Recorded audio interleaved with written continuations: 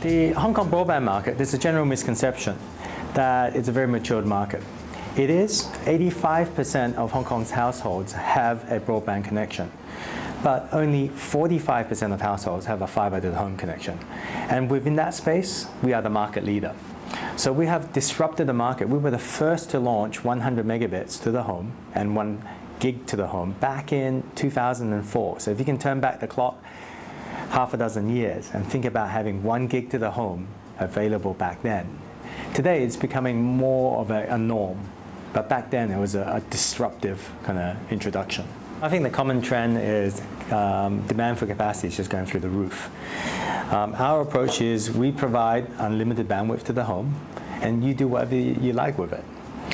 We focus on what we're good at doing, and that's providing a big fat dumb pipe. The consumer and other companies can add a lot of value in terms of the content that you want to drive on that super highway. But we make a very nice return. In fact, by focusing on what we are good at doing, we are 3 times more profitable than any of our competitors in Hong Kong, and we are by far the most profitable. Mobile is actually complementary to us. There's a misconception that there are separate markets, mobile and fixed. In fact, there's a blurred market. As the mobile market takes off, you need to have smaller and smaller cell sites. Each cell site is connected by a fiber connection, and we offer the backhaul to the mobile industry. Furthermore, Wi-Fi is a fraction of the cost of a traditional mobile industry, mobile network.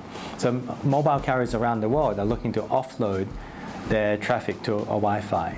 And we offer one of the most comprehensive Wi-Fi offerings in Hong Kong.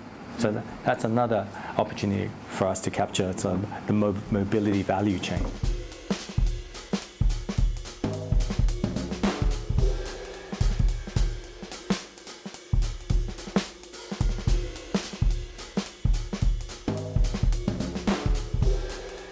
Actually, the way we benchmark off other companies, we like to benchmark beyond our industry, beyond Hong Kong.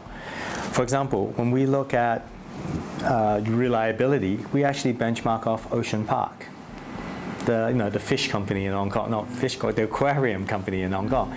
Because if you can keep a fish alive 365 days a year, they're doing much better than managing a network. There's very, very little tolerance in keeping a fish alive. In the network, we actually have more tolerance, but if we can match their reliability and their safety, that's what we hope to bring out the company to the next level. So we are always looking for different benchmarks.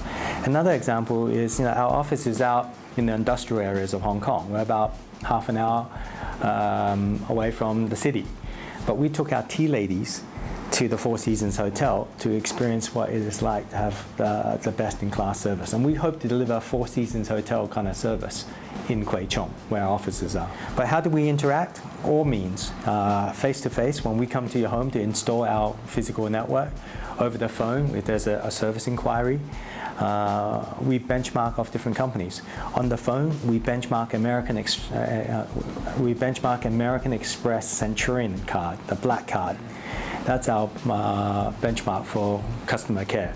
Not other telecom companies around the world, but American Express Centurion card. For in-house greeting, we benchmark against Disneyland. I think they have a great happy smile. When you go into Disneyland, you feel happy. We hope to bring that kind of happiness to your home. That's what I mean by benchmarking best in class rather than our competitors.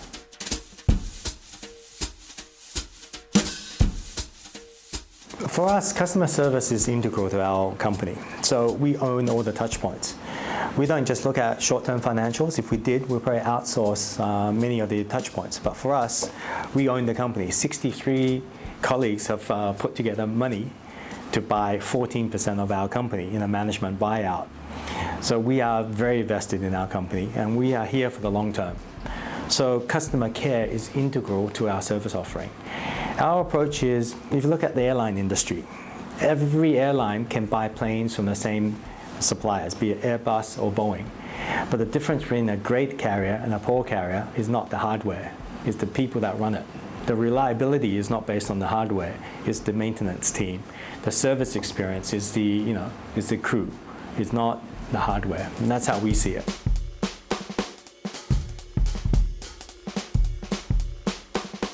I think a lot of it's common sense.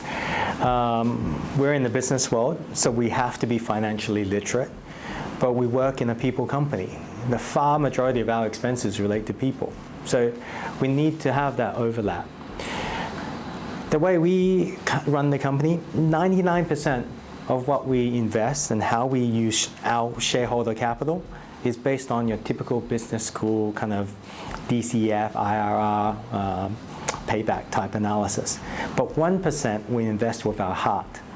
For example, we're taking 80 colleagues to the States to learn about happiness this year by a professor from Harvard. He teaches at Harvard, Stanford, and Chicago University.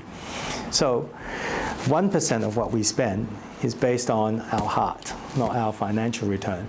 But what we'll find is that 99% of the time that people talk about our company is about the 1% of investment that we make with our heart, not the 99% we make with our financial minds. We do phenomenal things. We have 3,000 colleagues in our company. We cannot afford to overly invest in each individual. But what we will do is pick a handful of people to inspire other 3,000 colleagues. For example, we'll put a handful of colleagues who are high school dropouts through a 4-year university degree as part of their full-time employment in our company.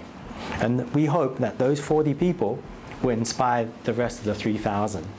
That's what we do. So we don't mind losing a little bit of money on an individual as long as we have an exponential kind of explosion impact to inspire the rest of the company.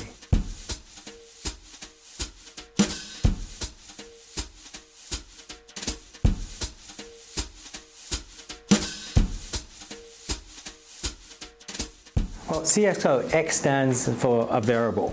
So we're hiring today for our future replacements tomorrow, the future replacements of CEO, CFO, CTO, CIO, etc. So we're hiring fresh graduates today that will be an upgrade of what I do today. And that's the intent. We hope to condense the 20-odd years of work experience that I have into maybe, say, 10. So that they would have a 10-year experience by the time they've been working, a 10-year advantage by the time they've been working for 20-odd years. That's what we're looking for. We put a disproportionate amount of time, effort, and personal mentorship into these people, and that's why we want to hire the very, very best. So we pay 3 times the going rate for, say, for a Big 4 accounting firm, because we want to hire exceptional caliber ingredient. We pay at the same level as a Morgan Stanley or the elite government administration officer or McKinsey. But we are a local small company based here out in the industrial offices of Hong Kong. If you have aspirations to be a Chief X officer, this is a custom-made program for that. If you want to be a high-paid banker or a high-paid consultant, then this is the wrong kind of offering. But if you're passionate about your career and you want to make an impact, this is a great opportunity to have an accelerated path towards running a company, your own company, hopefully. I wouldn't say these are words of wisdom, they're more words of kind of experimentation. That often when we look at a new idea, we look at it and see whether we can afford the downside. Often we can't quantify the upside, but if we can afford the downside, then we'll give it a shot. And if you try 10 different things, some of them will work out. As long as you can afford to make those 10 different failures, some of them will turn out to be exceptional wins. We always feel, I think Howard Schultz is quoted in, vision is something that you see that other people don't. So when we have an idea that other people turn down, that's when we're most excited.